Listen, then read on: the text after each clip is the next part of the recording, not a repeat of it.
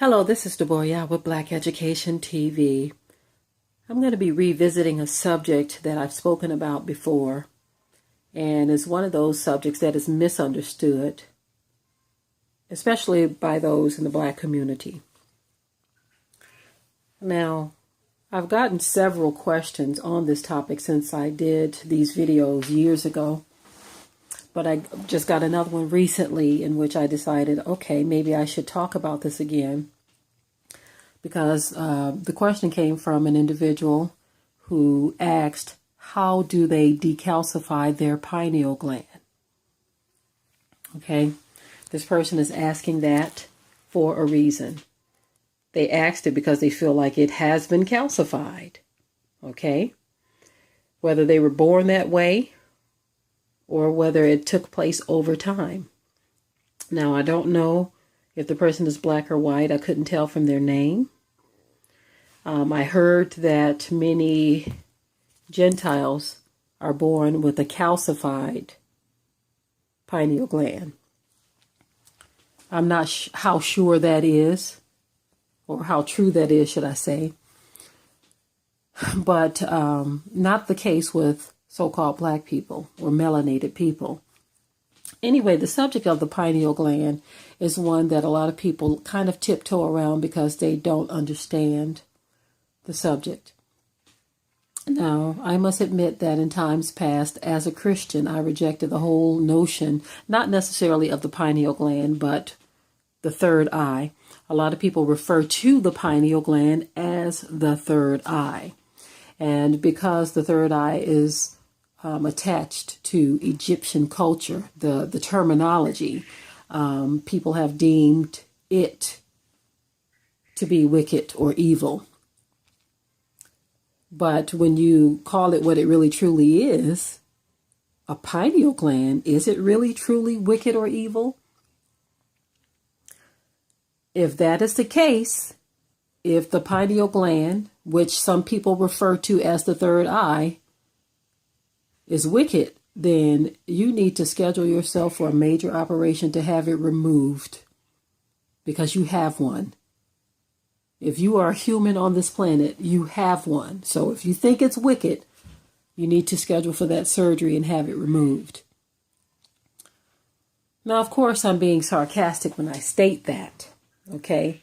I'm trying to get you all to understand and to think. Now, as to the person who's asked how to decalcify it, you can look on Google and there will be all kinds of articles talking about how to decalcify it. But I did want to address, should I say. I wanted to address those who have in previous videos said that this is a wicked teaching, that they're surprised I'm even dealing with this. And why am I telling people to open up their pineal gland or do anything of the sort?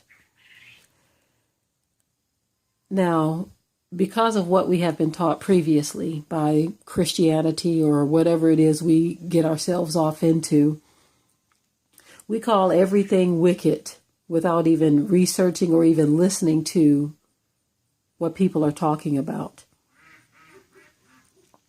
We've called something that's in our bodies wicked because of what people have been able to do with having a clear conscious or a clear pineal gland. And no, I'm not calling the pineal gland your conscious. Okay? Listen, there are parts of your body, such as your hands, that can be used for evil. As a matter of fact, the tongue is one of the deadliest parts of the body. The tongue commits murder every day. The scripture says that the tongue is an unruly evil. In other words, the things that you speak against your brothers and sisters are more deadly than anything your pineal gland could do. Your hands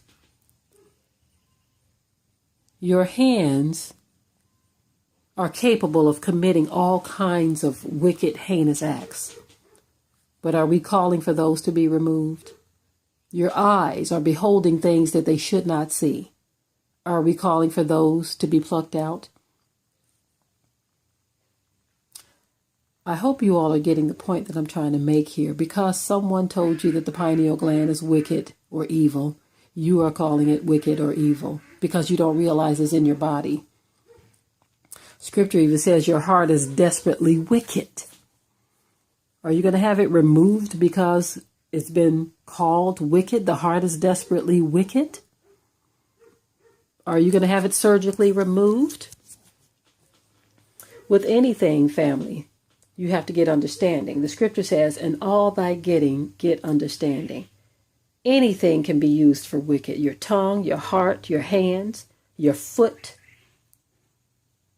your eyes, your pineal gland. You don't remove these things or surgically remove these things because of the potential of wickedness. You just choose not to do wickedness. Choose ye this day. I'm having this conversation again, like I said, or should I say this? I'm addressing this again because I've had several people to ask questions as it relates to the videos I've already put out about the pineal gland. And I recently had another one. So I think it's a very good thing to understand, to research, and to study. You have to understand that the powers that be are using things to calcify your pineal gland. We need to be asking ourselves, why are they doing that? Not why are people trying to decalcify their pineal gland. People have been dumbed down to the point where they see that as something so incredibly evil or wicked that without any research, they will label you as wicked and evil for trying to repair your body from the damage that has been done by the powers that be, through the food, through the water, through the air. You were born with a pineal gland. In most cases, most people are born with it fully functioning. Or should I say, most of our people have a fully functioning pineal gland. And it's things that we do over time, things that we introduce into our bodies, things that we eat and drink, things that we have taken into our spirits that actually damage or hurt our pineal glands as we grow, as children grow older. I find it amazing that a lot of children are able to see things spiritually.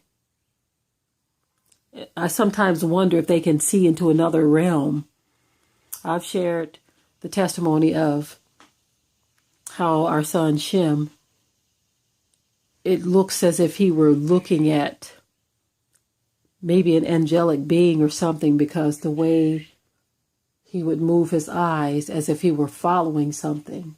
And then when he was a baby in his crib, he would lift up his hands in praise to Yah, like he was in his own little world of praise. And we would just watch him, you see. Even one of our cats. Now, animals are very sensitive to spiritual things.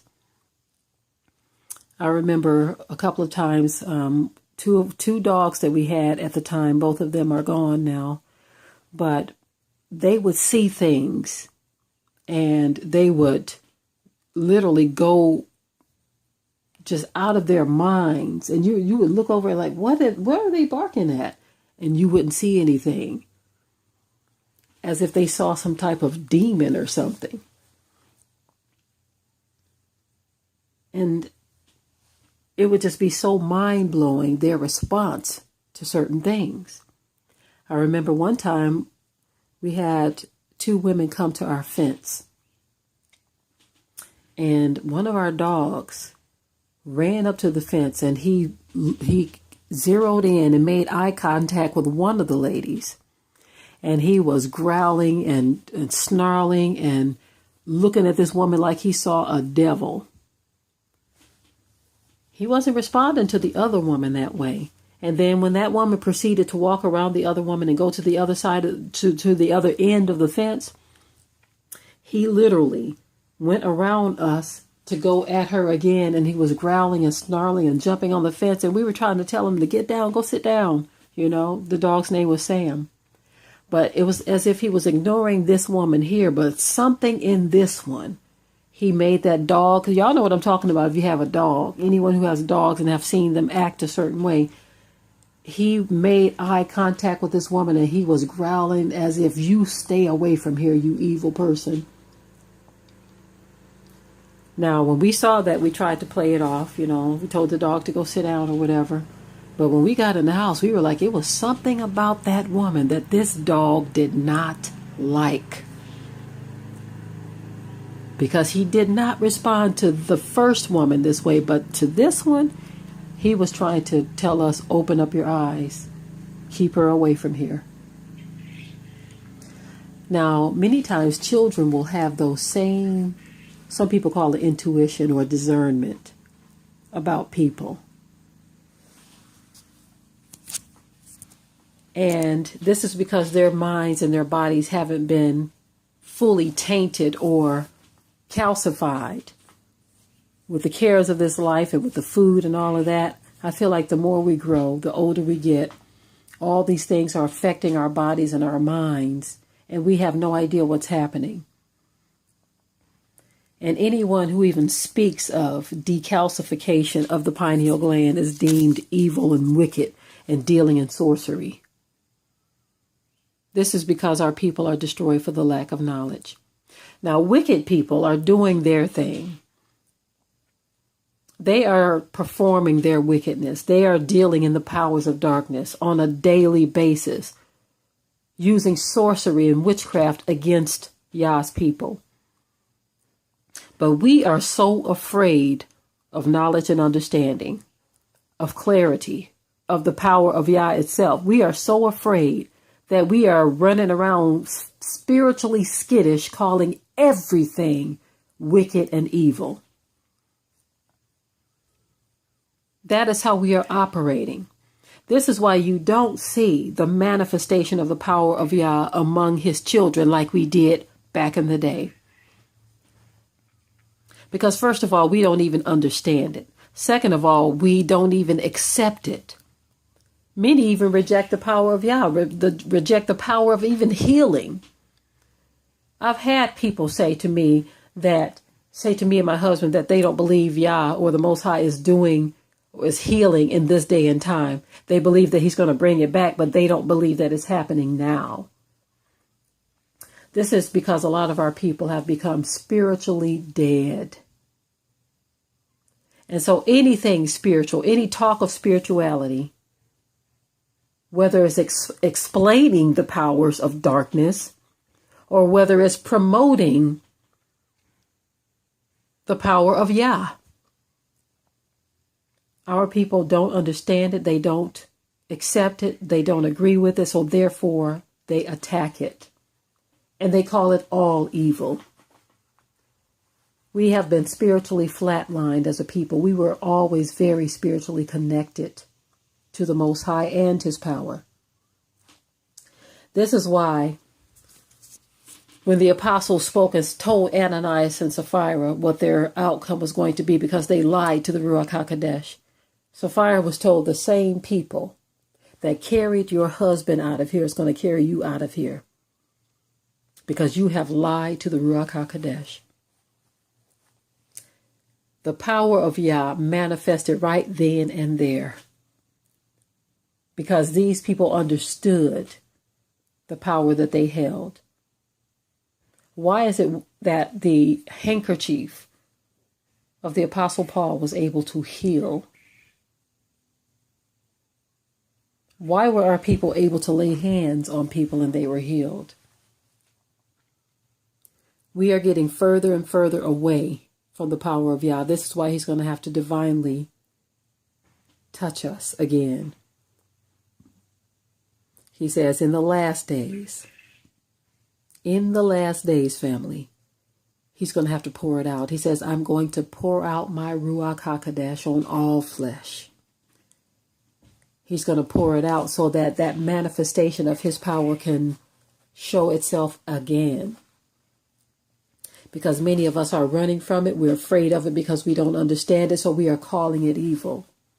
How is your pineal gland evil when you were born with one? That's the question many of you will not address. And anyone who even attempts to say, look, eat right, drink the right drinks, eat the right foods to repair your pineal gland, all of a sudden you get all of these attacks from people who claim to know the truth, people who claim to be connected to the Most High, saying how wicked and evil you are, how you're promoting something very dangerous. And none of these people can really explain to you why having a repaired pineal gland is dangerous. They just say the things that they've heard others say. As I've said, any part of your body can be used for wickedness or evil. You have people committing fornication and adultery and stealing and robbing and lying and cheating and doing all kinds of things. Those are just as wicked. Now, if a person decides that they want to purge their bodies of chemicals that are causing them not to think straight or not to be able to see things clearly or hear things clearly or to discern things, show me, how is that wrong? How is that evil? The pineal gland is there for a reason. It is there for a reason. It is in your body. Get yourself a medical book. Have yourself checked out if you want to and ask your doctor, where is it located if you don't believe you have one? If you don't believe you have a pineal gland, ask somebody. Do your own research and see what it is for. And if you come back with a determination that your pineal gland is evil and wicked, you need an appointment with a surgeon to have it removed, as I stated before. If you have a heart condition, do you not try to repair that heart condition? If your kidneys or liver are not functioning properly, do you not try to repair them so that they can function as they are supposed to? If any of your organs are not functioning properly, don't you do everything in your power to try to get them functioning properly? What's the difference with your pineal gland? It is there. If you have a tumor in your brain, don't you want it removed? Because the tumor doesn't belong there. That's an invader. Your pineal gland belongs there. Some of you rather keep the tumor and get rid of your pineal gland. How foolish is that? You're trying to figure out how to get rid of it. You're probably glad that they're calcifying it for you.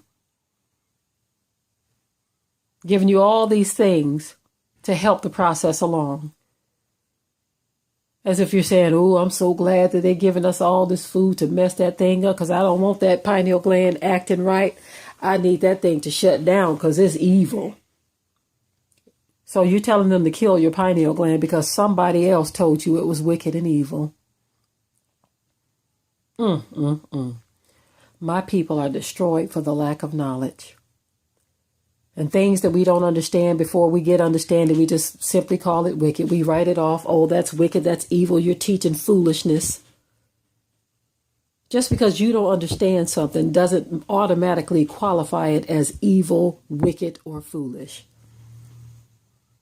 You are just one who lacks understanding. If you are a person who knows that you have a pineal gland and you've accepted that, like the person who contacted me the other day and asked how do you decalcify it? In other words, you're asking me, how do I repair my pineal gland that I was born with? At this point, I would say to you to do all the research that you can do. We do know for a fact that it starts with what we eat and what we drink. It starts there. I shared this testimony with a few. We recently did a 3-day fast. And during this fast, I felt my mind being clear. I felt free. I didn't feel hungry, but I felt something happening to me on the inside. I felt a release. I felt a freedom during this fast. But let me tell you what else happened. After the fast, as soon as I ate something, it's like my spirit started to spiral downward and I felt heavy. I felt tired, sluggish. That feeling, or that, should I say, that high that I had during the fast was gone. It is something in this food, family. We were talking to another couple the other day about even that they call organic. These people are lying to us. They're just slapping the label on. But some of this stuff is not truly organic. They have just justified a way to charge you more money for something that they know is not organic. Listen, family, I would say that we need to get an understanding about our bodies and why we are going through the things we're going through. Do some research about the pineal gland and what its function is. Stop being one of those who rejects knowledge and goes after these lying fables of the Christian church, telling you something is evil or wicked when they know not even, have not a clue about what it is and what it was to do. You owe it to yourself to repair any part of your body if it's been harmed in some kind of way. You get a broken leg, don't you try to do something to fix it? If your pancreas isn't working right, don't you want to repair it? The same with your pineal gland. We need to get an understanding because there is a reason why.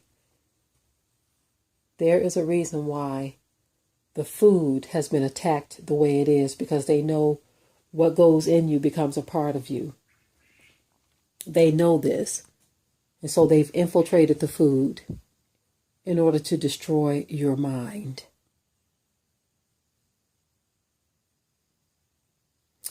Okay, family. With that, I will say shalom.